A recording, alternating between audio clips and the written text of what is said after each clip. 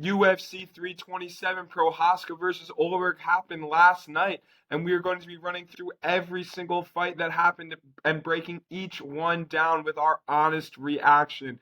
And even though we picked Carlos Ulrich, boy, am I sad.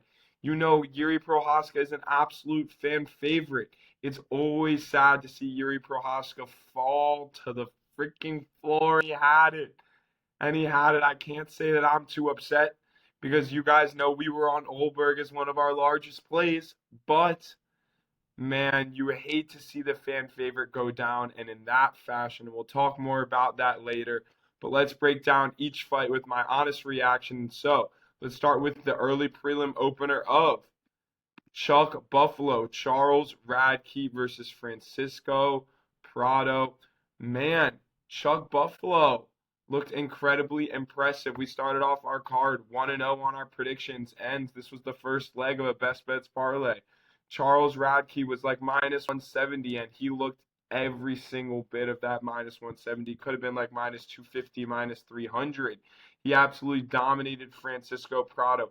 He cut him open with a nasty, nasty elbow from the bottom. And he was just doing damage all fight. You see the statistics here, right? Just outstriking him. You see, this is the and you know, dominating him on the ground. Even when he was off of his back, he was the guy that was doing damage. He was the more active fighter, and this is like the kind of Chuck Buffalo that we can get when he's at his best. And so, very, very exciting win for Charles Radtke. Francisco Prado, you may find yourself on this week's episode of the Chopping Block. You'll have to wait and find out a little bit later, but Prado 1-5 now in the UFC, lost to, you know, some guys who are just not the toughest level of competition, right? Losing to Vretnikov, not a very, very good performance here, and losing 30-26 on all of the judges' scorecards. Unanimous decision. Difficult to see Prado, a young guy, the 23-year-old, in this on this downward slope in his career, but a great win from Charles Radtke. And if you guys know, Charles Radtke is a particular character, and he likes to sling some expletives after some fights. And I certainly cannot say these on YouTube, but let's just say Charles Radtke said it again. And I did not think Charles Radtke had it in him, particularly in the Paramount era, to say it. But man, Charles Radtke's sticking to his guns and using some derogatory terms, to say the least. And so, we'll leave it there. Moving onward, Kelvin Gastelum versus Vicente Luque. And we talked about this, right? At these odds, you got to go with Vicente Luque. And I ended up picking Kelvin Gastelum. I said I think there's like a 55% chance Kelvin's going to win. But Luque is incredibly clean. And when Luque cracks you, you know, I think it was a hook uppercut that Luque cracked Gastelum with, if I remember correctly. And when Luque cracks you, somehow you just end up in a Darce choke. You just end up in a Darce. And his front chokes are incredible. They're incredible. And maybe Luque at 185, this is a better weight class for him. He can take punches a little bit better. Maybe he's able to, you know, a little bit of that lighter man skill that we always talk about. And man, Kelvin Gastelum has been on this kind of downward spiral. And, you know, we love KG. He's given us some great fights. That Izzy fight, everyone remembers that. That was incredible. But, man, both these guys were past their primes. But it was awesome to see Luque turn in really what was like a vintage performance. This is what vintage Luque used to do to everyone. People forget, man, Vicente Luque was one fight away from a title fight. People forget, man, Vicente Luque missed weight as a backup. Man, Vicente Luque was once on a tear. The Darce Knight. It's great to see him back in the win column, front choking Kelvin Gastelum after a knockdown. Vintage KG getting fucking slimed out. Vicente Luque looking incredible. Great performance from him. We moved to 1-1 on our predictions. And so, but a great analysis of the fight. Right, Chris Padilla versus Marquel Mederos. I have no idea what fight the judges were watching here. no idea what fight the judges were watching. I thought Chris Padilla very, very clearly won the fight, even without a point being taken, right? So Marquel Mederos grabbing the fence, poking Chris Padilla in the eye. He did it twice, eventually gets a point taken, as he freaking should. These cheaters cannot keep getting away with this. They can't. We can't let these cheaters get away with this. And so, Marquel Mederos cheating, gets a point taken, absolutely. I thought Padilla very, very, very, very clearly won rounds 1 and 3. I guess the judges, not every judge saw it that. Only one judge saw it that way. And so with the point taken, we had a majority draw. They've actually read out the scorecards right, but they raised Padilla's hand. And so there was a lot of confusion here. People thought Padilla won. Turns out Padilla did not win. Majority draw. I was very, very confused by that scorecard. I really did think Padilla won the first round. I really did think, I mean, he definitely won the third round. I think all 3 judges may have given him the third round.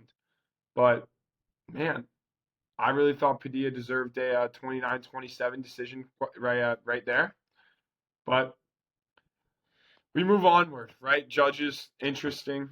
Should be 2-1 here. I told you Padilla probably wouldn't throw so much bread on him. Knew it was going to be a close fight.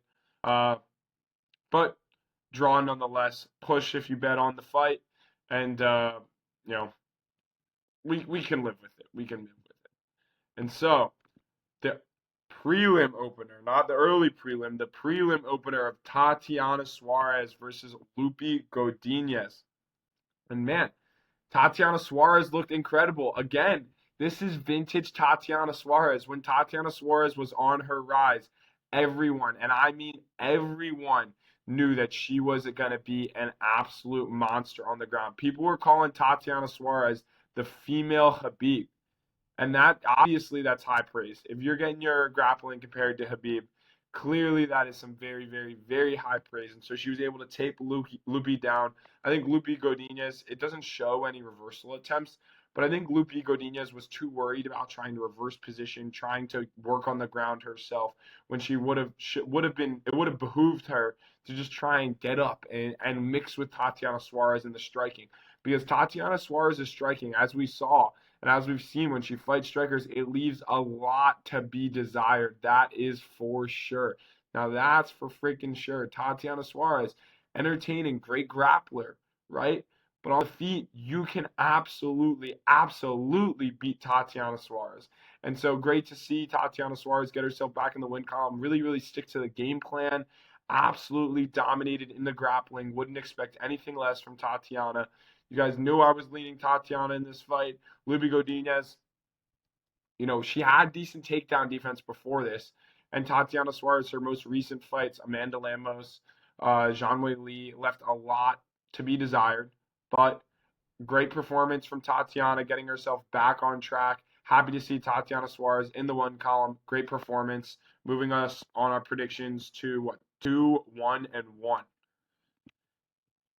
And man, this is a sad one. Moving upward, Mateusz Gamrot versus Esteban Ribovics.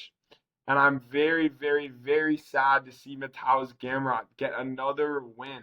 I've been a Gamrot guy. And honestly, this showed great on Gamrot. This was the first time Gamrot really took someone down and just held them there. And you thought Esteban Ribovics, the young guy, the Argentinian, would be, this is all he'd be working on, right? Gamrot doesn't have anything to offer on the feet. And so all he should have been working on was the chain wrestling, getting up once you get taken down, getting up again. But Esteban Ribovics, who were his coaches? What were we working for? Esteban Ribovics threw strikes and then left his hips right there, was walking into the takedowns for Mateusz Gamrot. You cannot do that against a guy like Gamrot. If Hooker is able to prevent the takedowns against Gamrot by just kind of gritting down, getting up each time, scooting his butt to the cage, making sure he's not overthrowing on his strikes, right? That's what Hooker was doing. Beneil Dariush, Benny, he was able to beat Mateusz Gamrot. And so maybe these unks of the welter of the lightweight division are never gonna leave. They're never gonna leave. Because Esteban Ribovics, he's fast, he's got clean hands, he's got really, really, really good striking. But Mateusz Gamrot was simply too much on the ground, took him down, held him there. Great performance by Mateusz Gamrot. I guess we knew this could have been a potential outcome. We knew it was going to go one of two ways. So it was going to be a really, really close fight that Esteban Ribovics kind of pieced Gamrot on the feet with, did some damage, or Gamrot was just going to dominate. I thought it was going to be a decision. I did not think Gamrot had it in him to get subs. We haven't seen Gamrot get a sub in a while. So good for Gamrot. Nice to see him get back on, a winning page. But sad as our pick, Esteban Ribovics, and one of our best bets goes down. And so, what is that? 2-2 on the card, 1-1 on the best bets. And the second best bet that, we had the Chuck Buffalo, Aaron Pico parlay. Obviously that cashed. I didn't want to get too far ahead of myself. And then Esteban Ribovics lost. And so 1-1 on the best bets, 2-2 on the card. But Kelvin, the Trailblazer Holland, got us moving on the right track. Our second best bet absolutely dominated Randy Brown. And this is what we get, right? This is vintage Kelvin Holland. And let's I'll move myself over here to the comments, but Kelvin Holland by unanimous decision. It was great to see Kelvin Holland, in the win column. And oh my God, that Darce choke, yeah, will they show? If you look at the bottom here, that Darce choke, I have no idea how Randy Brown survived that. Wonder Boy talking. And every once in a while, right, Kelvin Holland looks really, really, really good. And if we can get, and he was very serious during the press conference. He was very serious after, talking about how he wants to get D-Rod back, how he wants to get some of these losses, Mike Malott, some of these losses, he wants to get him back. And it's always fun to see a Kelvin Holland fight, right? And when Kelvin Holland is switched on, he is an incredibly, incredibly exciting fighter to watch. We all love watching Kelvin the Trailblazer Holland. And man, Randy Rude Boy Brown just did not have a lot to offer. Randy in the first round at the very beginning, I believe, clipped Holland with a hook. Holland has a chin, and at welterweight, he's got some strength. He's got the reach, right? He's going to be a physical specimen over most guys that he is fighting. And so, man, Kelvin Holland, I love to see him taking it serious. I'd love to see him start to move himself up the welterweight rankings because he's very capable of it. He is very, very, very capable of it. He has the skills. Travis Lutter, black belt. You hear people talk about it all the time. He even shot some takedowns today. Never thought we'd see the day that Kelvin Holland shot some takedowns. Mixed it up, pieced Randy Brown up on the feet. Pure domination as Kelvin Holland cruises to a decision victory. I thought we were going to potentially get a long shot Kelvin Holland submission in there. Randy Brown, let's talk about toughness, being able to survive that choke. But incredible performance from Kelvin Holland. Cashes for us. Would love to see in that third round, he started talking to Randy Brown, setting up a basketball game after and everything. Kelvin Holland, we all remember when he had that 5-0 year, and we know what Kelvin Holland is capable of. I want to see him continuously start taking these fights seriously. I love it when Kelvin Holland's winning. The UFC is better with Kelvin Holland as a victor. And so, moving onward, Patricio Pitbull versus Aaron Pico. And man, was Pico's boxing incredibly, incredibly clean. Pico started really pulling away in that second round. The first round, it was close. I definitely would have leaned Pico. And two of the judges, maybe was it two of the judges? I think two of the judges leaned Pico that first round. But if we do go round by round, the strikes were incredibly close in the first round.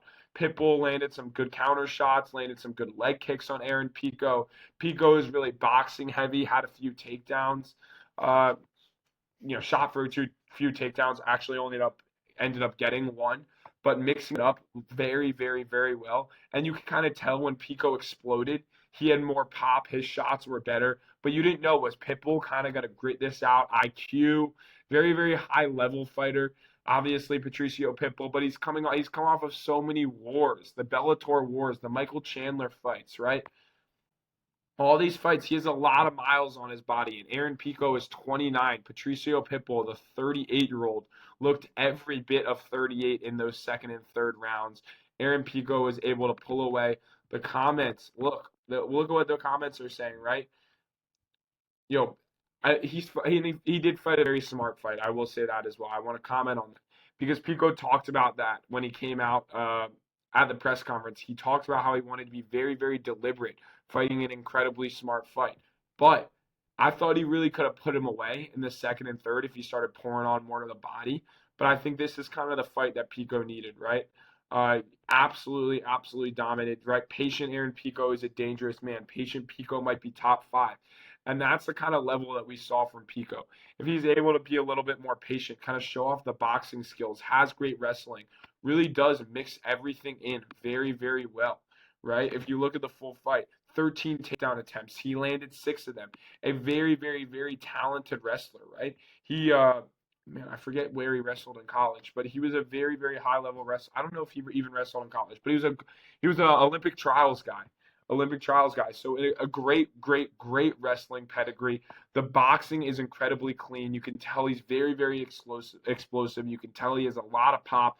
Pitbull was freaking bruised and battered in those second and thirds. Let's look at the strike differentials.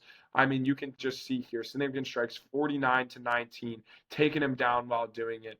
The third round was a little bit closer. Pico kind of settled in a little bit, but that second round was pure domination, borderline 10-8 in my opinion. Pitbull really had zero success. Great to see Aaron Pico in the win column, especially after that Lerone Murphy KO. And let's just say, if Pico is able to stay smart, he might be a really, really, really good contender. Would love to see like a Pico versus Jair fight. We'll talk about some fights for Pico in the next episode. And so stay tuned for that on Monday. And let's move on to Cub Swanson versus Nate the Train.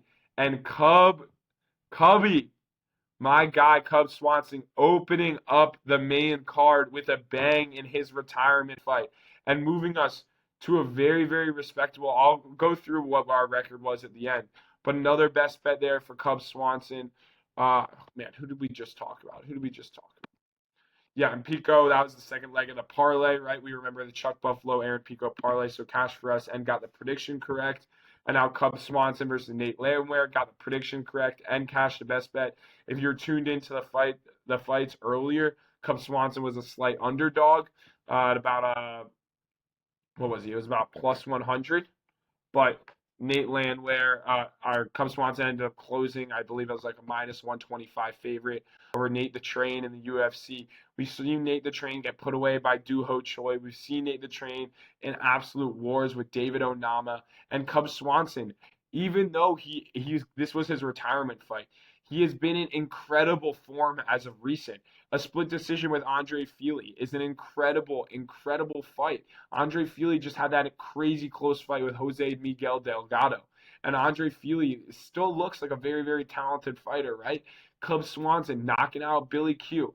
Cub Swanson in 2026 at 42 years old is still a very, very legit featherweight. And it's very hard to watch Cubby retire, walk away from the sport while he can still do it at such a high level because he's super, super, super fun to watch. But it was great to see Cub Swanson be able to retire in front of his kids. People, I mean, you can see great career people are talking about. The respect button, an absolute legend. Bro is 42 and fights like he's in his prime.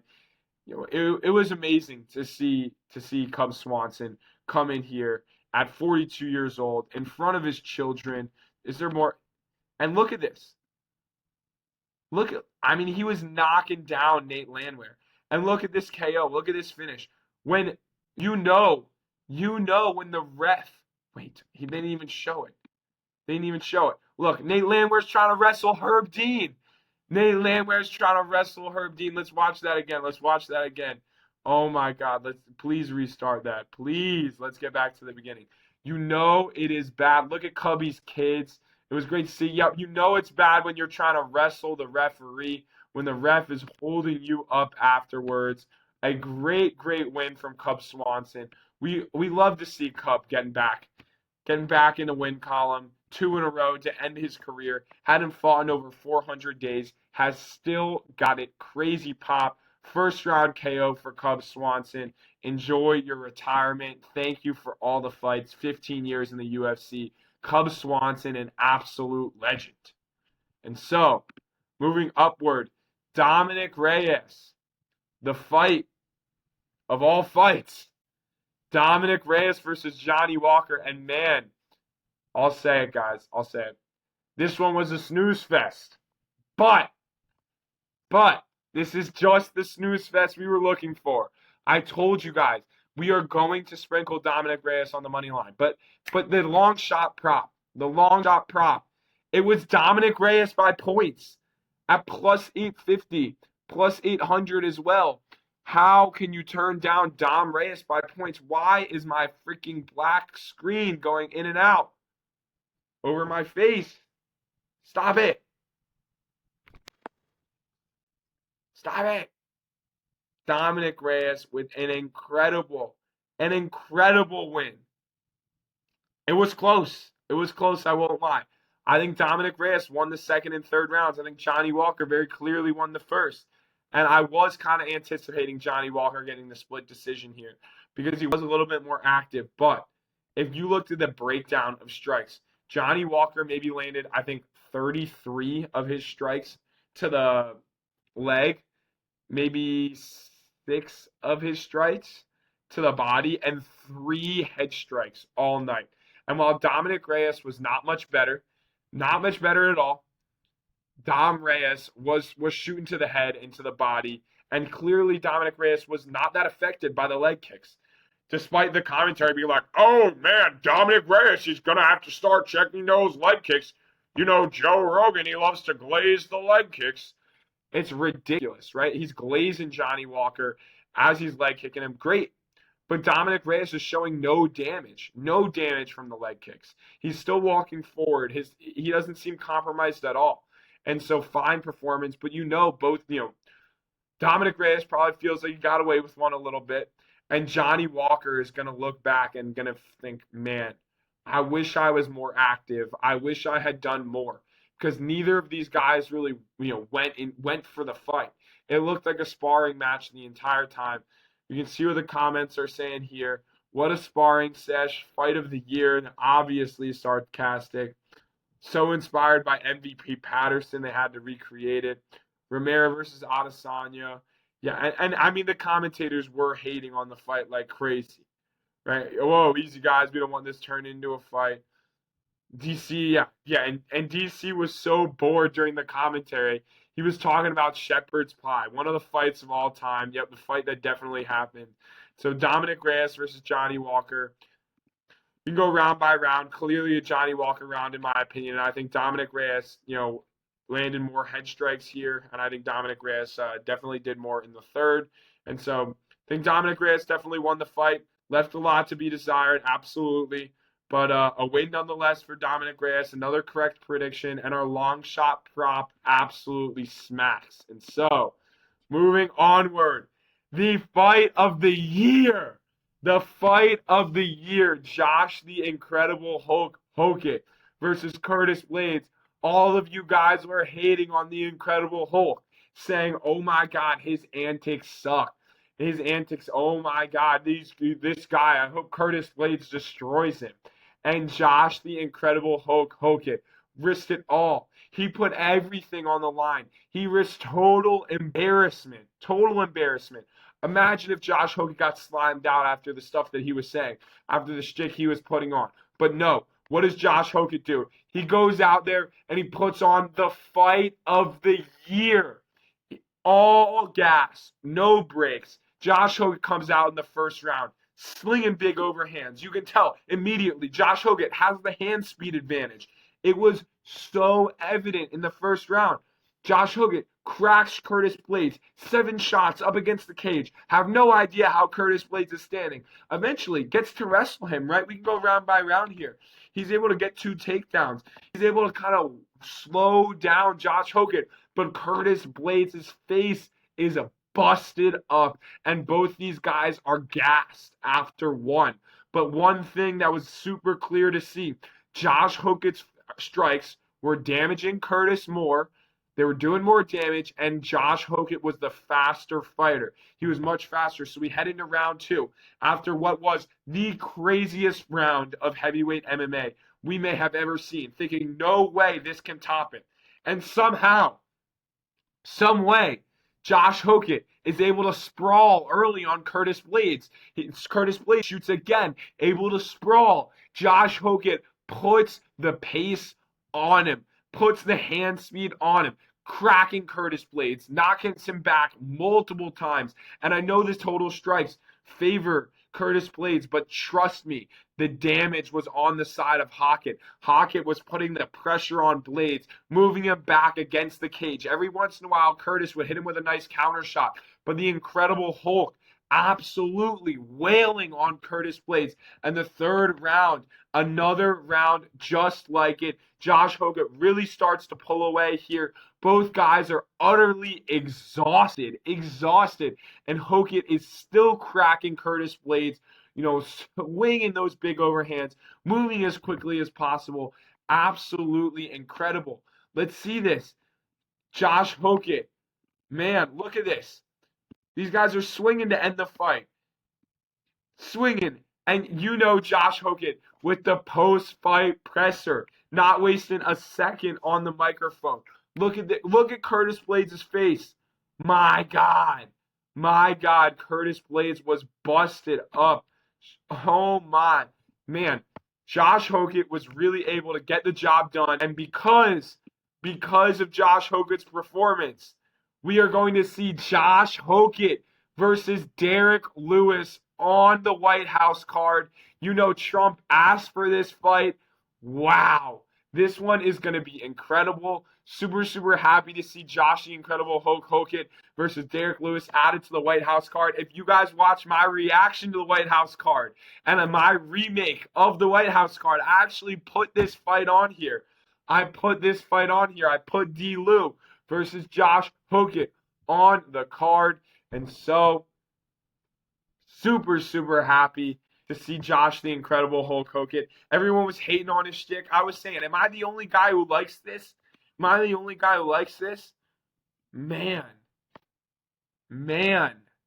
This guy has won over the fans with this fight. And hey man, if you didn't like Josh Hokit, you like him now. You certainly like him now. An incredible performance from Josh the Incredible Hulk Hokit. Happy to see him in the win column. Man, and he cashes our best bets with one of the most entertaining fights of the year. Just utterly incredible. I have nothing else to say about Josh the Incredible Hulk Hokit. Thank you for the greatest heavyweight fight of all time. $200K for Josh Hokit. The performance of the night and the fight of the night, absolutely deserved. Greatest heavyweight fight of all time. That's all I got to say. Moving onward. Paulo Costa versus Azamat Murzakanov. We were thinking, man, how are these guys going to follow up a fight like Curtis Blaydes versus Josh Hokit? And these guys went out there swinging. Absolute respect to Paulo Costa getting the job done by third round KO. Murzakanov just looked like the smaller, kind of tubbier, fatter guy in there. And I know Paulo Costa, again, just like Josh Hokit, was laying it all on the line at the press conference, saying, look at this fat boy. This fat boy knows nothing about secret juice. He knows nothing about secret juice. And Murzakanov, the professional, he really did think he was going to be able to take out Paulo Costa.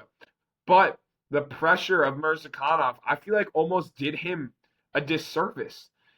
He would come forward, Paulo Costa, blast the body. And that tubby, short body, I will say, man, we overestimated Murzakanov. And I went right before this Murzakanov fight, and I know everyone says this, but right before this Murzakanov fight was happening, and we had Murzakanov by points, I was thinking, damn, Paulo Costa is going to beat him. Should I just take the Paulo Costa money line? Should I do it? And I didn't, because obviously I stick to my guns. I stick to my predictions. But I was feeling the last minute change. You could tell just at the face-offs too. Paulo Costa was the much bigger guy. And Paulo Costa at 205 has some really, really, really interesting matchups, right? I know we saw Carlos Ulberg win the belt, and he just beat the number 6 guy, and Paulo Costa's in a very, very good spot now. I think Paulo Costa has got to stay here at 205. He already has some trouble making 185. He's still bigger than a lot of these 205 guys. Murzakanov definitely won the second round, but it was a much less impressive performance. Costa in the first round was muddy on his shots. Body kicks, head kicks, counters. And Paulo Costa is very, very good against southpaws. And then Murzakanov, you think, oh God, Murzakanov's working his way back into the fight. Had some pressure from the top. Started ripping to the body. Stung Paulo Costa once. And you're like, man, Murzakanov, here it is. It's 19-19 going into round 3. And in round 3, Paulo Costa comes out, blasts the head kick. Murzakanov blocks it. Clearly breaks his left arm or something. He's having a lot of trouble with that left arm. Paulo Costa, wham, blasts the body. Oh my God, Murzakanov is fading. Murzakanov starting to move backwards after moving forwards all fight. Then bam, Paulo Costa, head kick to the shadow realm. Not really to the shadow realm. It seems like Murzakanov, he was wobbled, but he just turned around and quit. He was tired. He was hurt. His arm was injured. Murzakanov was stretchered out. Paulo Costa with the performance of a lifetime. Absolute masterclass by Paulo Costa. Very, very, very impressive. The comments. We're talking about him. This is the first KO win for Paulo Costa since 2018. We watched the fucking vintage version of Paulo Costa. Look at that head kick that landed on him. Wham! And this was after he had already broken his left arm. Murzakanov got bloodied up in that first round, but then he just kind of wilted and quit. He gave up. Can't blame him after getting hit with a head kick like that and potentially breaking his arm. But incredible performance from Paulo Costa. Can't wait to see what's next for Paulo Costa at 205. Very excited for him. And so, moving onward. Sadness for MMA fans all over the globe. Not sadness for me, because we thought Ulberg was going to win. We had hefty bread down on Carlos Ulberg. And man, Carlos Ulberg came out in that first round looking great. Leg kick. Looked incredible for the first minute or so. Carlos Ulberg takes a wayward step backwards when Jiri Prochazka is punishing the leg. And you see the back leg, the ACL, something in the knee, it gives. Jiri Prochazka realizes right away, kind of points to him, starts blasting leg kicks. And I'm thinking, oh God, all my money is gone. Ulberg just injured his knee. The fight's going to be over. Jiri Prochazka is just going to keep blasting the legs. It's going to be an easy win for Jiri. Fan favorite. I love Jiri. God, I just want Yuri's name to be. Fan favorite. I love Jiri, right? But I had Ulberg. So I wanted him to win. I always want the predictions to be correct. And I knew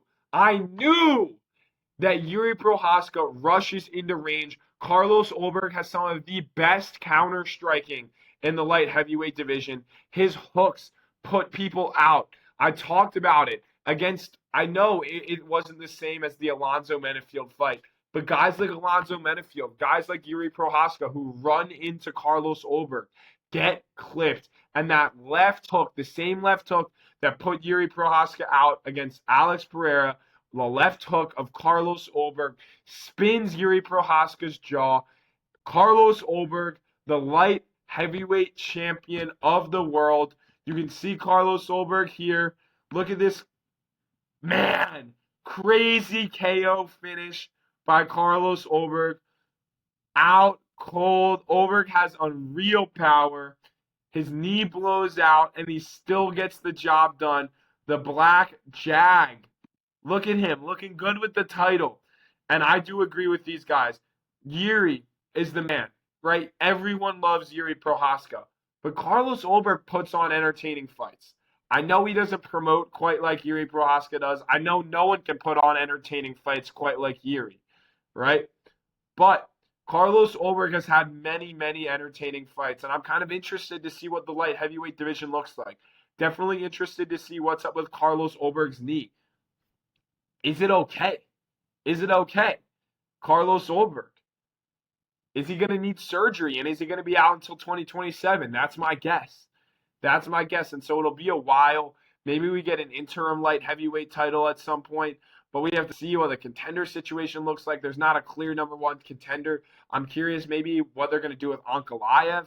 I know the UFC doesn't love Ankalaev. Maybe do like a Paulo Costa Ankalaev as the number one contender fight. We'll have to see. You guys will check out my next video. It'll be posted on Monday, which will be every single fight to make after UFC 327, where we'll answer all of these questions. But a great performance by Carlos Ulberg.